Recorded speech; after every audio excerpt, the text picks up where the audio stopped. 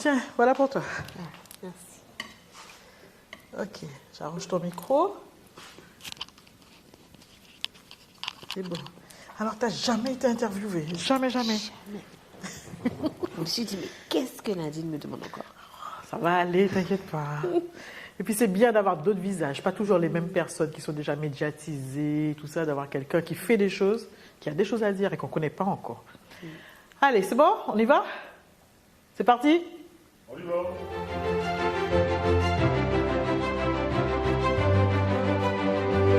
Vous le savez, dans le Sorila Club, nous vous proposons de découvrir des femmes qui font des choses qui nous inspirent. Celle que nous vous proposons cette fois-ci, elle a juste 38 ans, 4 enfants, 2 entreprises. Comment est-ce qu'elle parvient à concilier tout ça?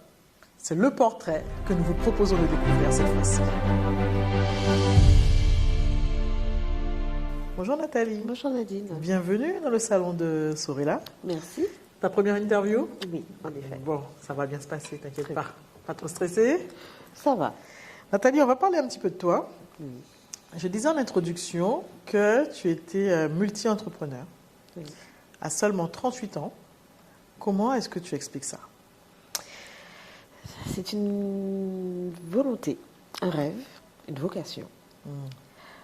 Voilà. Dès l'âge de 14 ans, j'avais dit à ma mère, un jour, je serai mon propre patron. Bien sûr, à notre époque, les parents d'avant, Ah oui. c'était compliqué. La sécurité de l'emploi, Voilà, etc. tout à fait. Donc, j'ai suivi les conseils de maman, aller dans le salariat. Seulement, à mon âge actuel, je ne me trouvais plus ma place, on va dire. Voilà.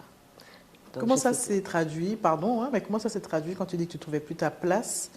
On dit souvent qu'il faut être aligné avec ce qu'on fait. Ça se traduisait comment pour toi? Je n'avais plus de repères. Je commençais un peu à m'ennuyer.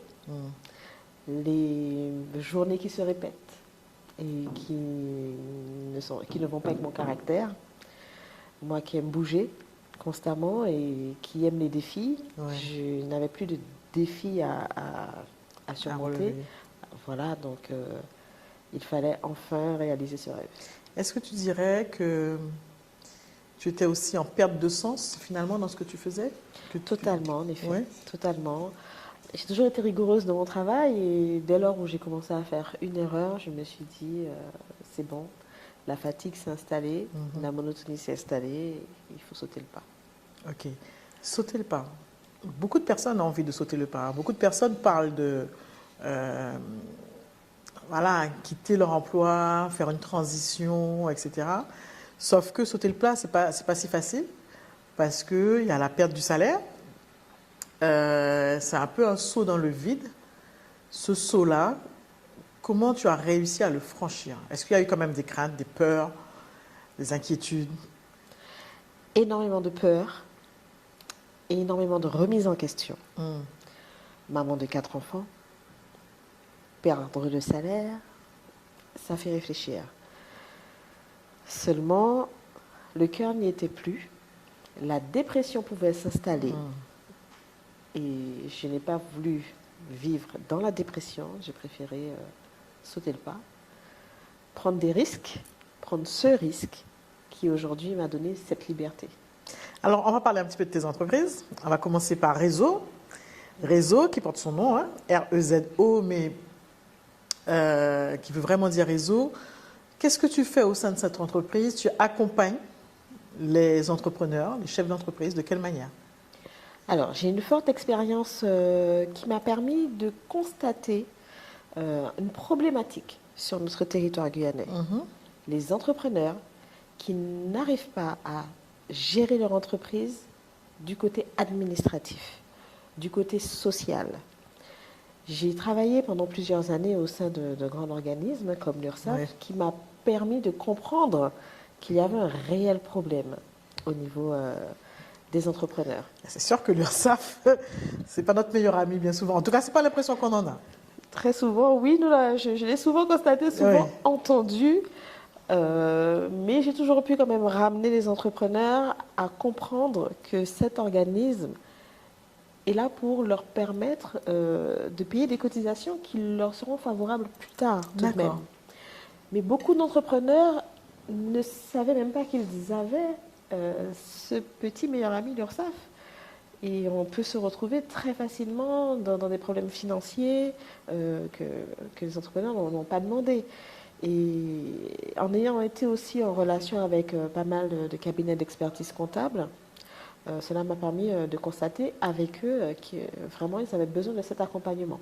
Ça veut dire que pour avoir travaillé à l'URSSAF, donc connaître le fonctionnement de l'URSSAF de l'intérieur, tu facilites finalement quelque part les relations entre les entrepreneurs, les entreprises et cet organisme qui prélève des cotisations dont on ne comprend pas toujours comment ça fonctionne. C'est cela. Donc je leur permets de se réconcilier déjà, de se réconcilier, de comprendre le fonctionnement de leur compte, de comprendre leurs obligations et comment faire en sorte que ce fonctionnement perdure dans le temps et éviter la catastrophe. Et pas seulement l'URSSAF. Réseau porte son nom. Car effectivement, derrière moi, il y a un grand réseau. Que ce soit aussi au niveau des impôts, de la CCIG, du greffe. Il n'y a pas que l'URSSAF. Ça veut dire que tu fonctionnes de la création même de l'entreprise. Exactement. Et tu accompagnes pour tout ce qui concerne son fonctionnement administratif. Exactement, jusqu'à sa fin de vie. Alors, si vous nous écoutez, vous nous regardez, vous avez entendu, vous avez compris, réseau. Vous avez des problèmes avec l'URSSAF, vous avez des problèmes avec vos impôts, vous ne comprenez pas comment ça fonctionne. Nathalie William est là pour vous, et Réseau est là pour vous, et pour nous faciliter les choses finalement. Oui, tout à fait. Tout à fait. Et je propose également des formations pour les futurs chefs d'entreprise.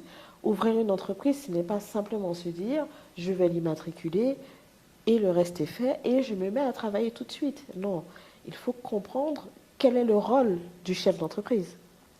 Quelles sont mes obligations? Que dois-je savoir? Qu'est-ce qui doit m'alerter?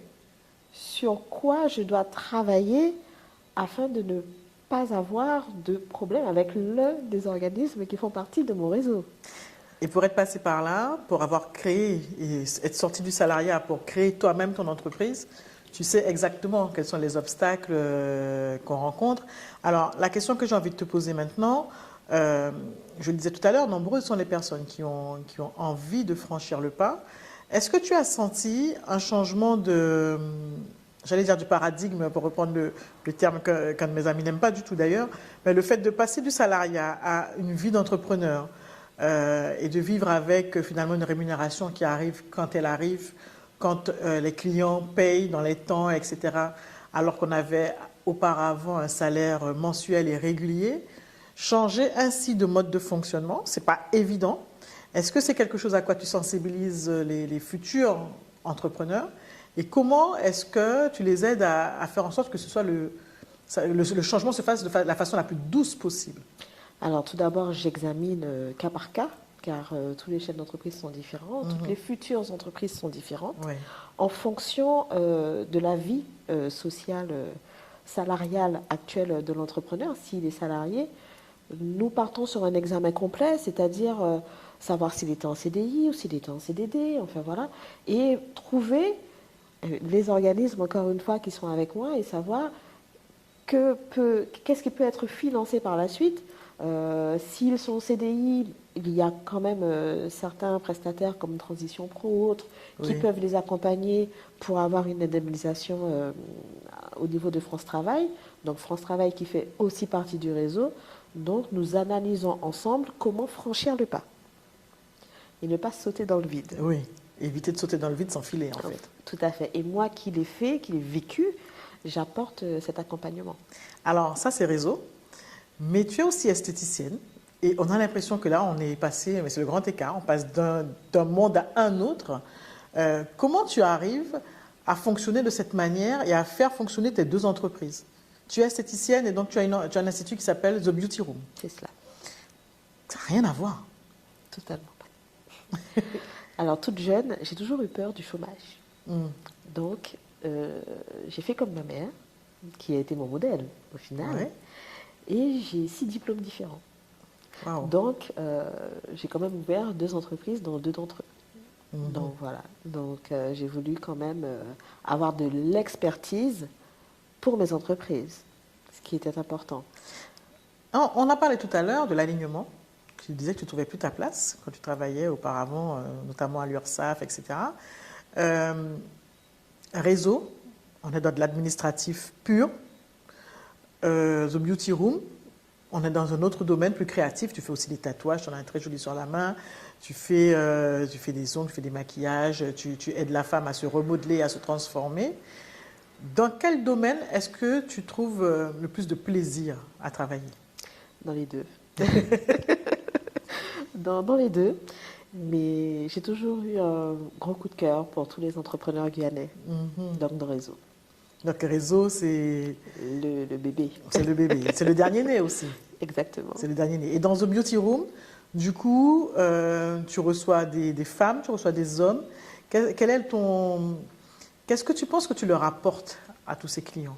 Au niveau de l'Institut. Oui. Alors, ma vocation pour cet Institut, ce n'est pas que de l'esthétique. C'est transformer sans passer par le bistouri. Ah oui. Donc, je me suis formée dans l'esthétique, dans les nouvelles esthétiques, des esthétiques de pointe, avec des technologies qui permettent d'avoir un résultat immédiatement. Et une transformation en soi. Avoir la meilleure version de soi-même physiquement, pas seulement mentalement. Oui. Sans avoir à passer par le chirurgien esthétique. C'est cela. Et dans le même temps, Nathalie, tu es maman. Alors, tu es mariée, on va le dire déjà. Tu es mariée, donc tu as un mari qui t'accompagne dans ce que tu fais. Et tu as 4 enfants. De quel âge, les enfants? Entre 12 et 2. Alors, quand on a 2 entreprises à faire fonctionner, qu'on accompagne d'autres entreprises pour qu'elles fonctionnent aussi correctement, et parfois ça veut dire que quelquefois il n'y a pas d'heure, il n'y a pas de jour pour travailler, et qu'on a 4 enfants âgés entre 12 et 2 ans, comment est-ce que tu arrives à tout gérer et tout mener de front? Heureusement que le mari est présent. C'est lui qui est avec les enfants d'ailleurs en ce moment où nous sommes exactement. Donc, heureusement qu'il est présent. Oui. Et j'ai une fille également qui est l'aînée, celle qui a 12 ans, et qui gère très très bien. Qui t'aide beaucoup. Très bien, oui, vraiment. Et d'ailleurs, juste derrière elle, il y a celui de 11 ans, donc ils sont quand même très rapprochés. Et ils gèrent les 2 derniers, donc ça va. Ils s'entendent bien, les enfants? Oui, ça va. Ils sont très sages. Et ils ne te disent pas que parfois, maman, tu travailles trop, on aurait aimé que tu restes un peu avec nous. Est-ce que ça arrive? Eh bien non, c'est tout le contraire. Maman, tu vas travailler parce qu'après, on va aller au restaurant. Ah, ils savent pourquoi maman travaille. Voilà. Ils savent ce que ça leur apporte, en fait, le travail de maman et de papa. Du coup, ça demande une organisation très fine, j'imagine. Oui, très millimétrée. Les réveils, du réveil matinal jusqu'à la sortie des classes, c'est vraiment chronométré, on va dire. Voilà. Oui. C'est à des heures précises, je sais où je suis. On sait où je suis en tous les cas. Voilà. Et est-ce que, comme beaucoup, et c'est quelque chose qu'on nous demande souvent d'ailleurs en formation et en coaching, est-ce que tu parviens à équilibrer ta vie personnelle et ta vie professionnelle ou finalement c'est une seule vie? J'équilibre tout de même. Je reste mariée, donc aussi passer du temps avec les enfants est important, mais passer du temps avec l'amour de ma vie est aussi important. Donc quand même, je compartimente. Et sans problème, sans difficulté particulière? Sans problème. Nous avons un rituel dans notre couple qui est le dernier week-end du mois, c'est le nôtre. Donc là, coupure des téléphones professionnels, coupure pour tout. Et c'est vraiment, et même les enfants, aller chez mamie, et c'est vraiment notre week-end en fait. On a instauré ça pour ne pas se perdre. Et vous avez réussi finalement à garder un peu votre bulle et votre cocon. Vous êtes mariés depuis combien de temps? 8 ans, mais en couple depuis plus de 20 ans. Oui, d'accord, très bien. Mais Nathalie Williams, ça fait plaisir de voir une jeune femme entreprenante qui accompagne les autres femmes, qui sont aussi femmes et hommes aussi, d'ailleurs dans le réseau, qui sont dans cette même situation. Si tu avais un message à transmettre, Sorella Club, c'est aussi oser ensemble, c'est ça notre devise, c'est aussi proposer aux femmes des modèles de femmes qui ont su faire preuve d'entreprise, mais aussi de résilience quand c'est compliqué, parce que j'imagine que c'est pas rose tous les jours. S'il y avait un message à transmettre à ces femmes entrepreneuses, ou pas d'ailleurs, mais qui ont envie. Qui ont envie de devenir, Oui. de sortir du salariat, il faut franchir le pas. Il faut vraiment oser prendre des risques. Si on ne prend pas de risques, la vie est fade. Et cette liberté que j'ai aujourd'hui n'a pas de prix. Le syndrome de l'imposteur, c'est quelque chose que les femmes connaissent bien, qu'elles soient chefs d'entreprise ou salariées, employées.